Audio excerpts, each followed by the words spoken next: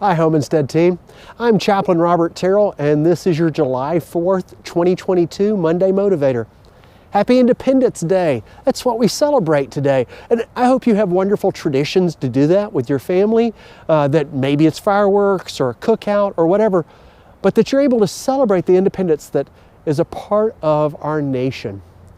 One of the traditions I have is, well, I like to do two things. One, my local public radio station likes to do a reading of the Declaration of Independence. They have their radio personalities read it out, and I enjoy listening to that every year. And then the other thing is, I like to try and read something that comes from an immigrant.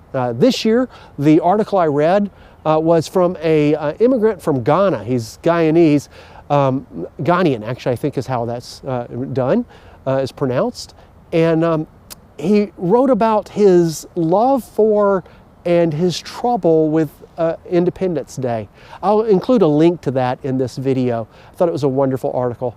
But basically, his point was that, well, he moved to the United States of America when he married his wife, who's an American citizen. And his first experience with Independence Day was that he woke up one morning and got ready to go to work, and his wife asked him why he was waking up so early, and he said he was going to work, and she said, well, it's July 4th, your company won't be open today. And he asked why, and she began to explain Independence Day. And he was floored. He had not realized that America had been a British colony at one time, because independence and Independence Day implies that you were once colonized.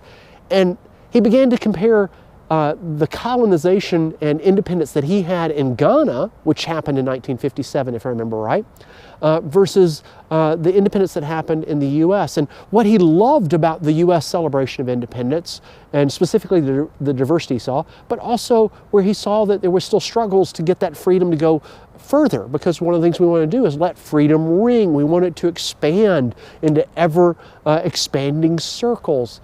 And so it was this wonderful article talking about what he loved and what he struggled with. He talks a little bit about the symbols of independence, because independence and freedom being one of our values as a country, our flag is meant to remind us of that. And the bald eagle, matter of fact, you may have noticed a bald eagle fly behind me on a video a couple of weeks ago. The bald eagle is meant to remind us of that freedom. These symbols are there to help us to focus on what is our core. I have a friend who used to say, it helps us to keep the main thing, because quite often we easily forget. Now, at Homestead, we don't have a flag that I know of, at least. Maybe we do, but I don't know of one. But I feel like in many ways, our care pros are those symbols. You are the living examples of our core purpose, which is to teach others about love the verb.